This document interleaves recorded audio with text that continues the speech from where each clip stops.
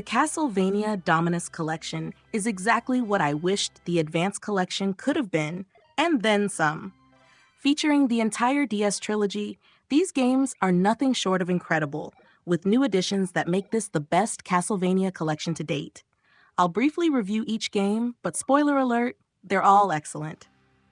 First up, Castlevania Dawn of Sorrow. As a sequel to one of my all-time favorites, it's a strong follow-up. While it doesn't surpass its predecessor in every way, it still delivers an incredible experience. The infamous magic seal mechanic has been improved, now requiring button inputs instead of drawing on the DS touchscreen. Though I'd prefer the mechanic to be gone entirely, this is a solid upgrade. The weapon synthesis system remains frustrating, but I've learned to make the most of what I get after multiple playthroughs. Graphics and music?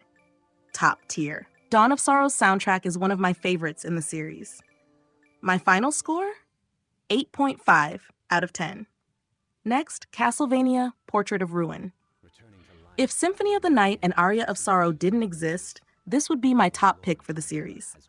The combat is incredibly fluid and the premise is unique. I love being able to switch between Jonathan and Charlotte during battles, and their teamwork keeps the gameplay engaging. While I don't always bother with the side quests, they're definitely worth it if you're after powerful rewards. The castle design has taken a hit compared to Dawn of Sorrow, but the Mario 64-style paintings lead to some of the most varied and interesting environments, from Egyptian pyramids to a nightmare clown world. And let's talk about that final boss, Dracula and Death teaming up. Easily the best boss battle in the franchise. My score? 9.5 out of 10, losing a few points only for the Stella and Loretta fight.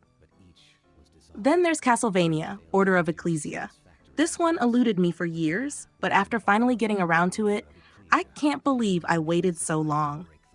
The segmented world and stamina mechanics add a fresh twist to the Metroidvania formula, and though it's challenging, it never feels unfair.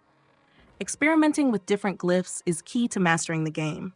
The map design is a bit lacking, especially in Dracula's castle, but the combat more than makes up for it. Presentation, as always, is flawless. I give Order of Ecclesia a solid 9 out of 10, though the Crab, Sandfish, and Eligor boss fights were rough. Lastly, we have Haunted Castle, a bonus Classicvania title included in the collection. M2 Studios outdid themselves by not only bringing the original arcade game, but also giving us a full remake. The remake is a fun, short adventure, clocking in at around 30 minutes with stunning visuals and a fantastic soundtrack, featuring the best version of Bloody Tears I've heard. The original is more of a curiosity than anything, but the remake alone is worth an 8 out of 10. The original? A 3 out of 10. The only real downside to the Dominus Collection is a few retranslation issues in the game's text.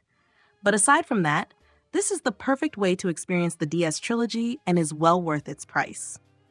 If you're new to Castlevania or just looking for a great time, this collection delivers on every front.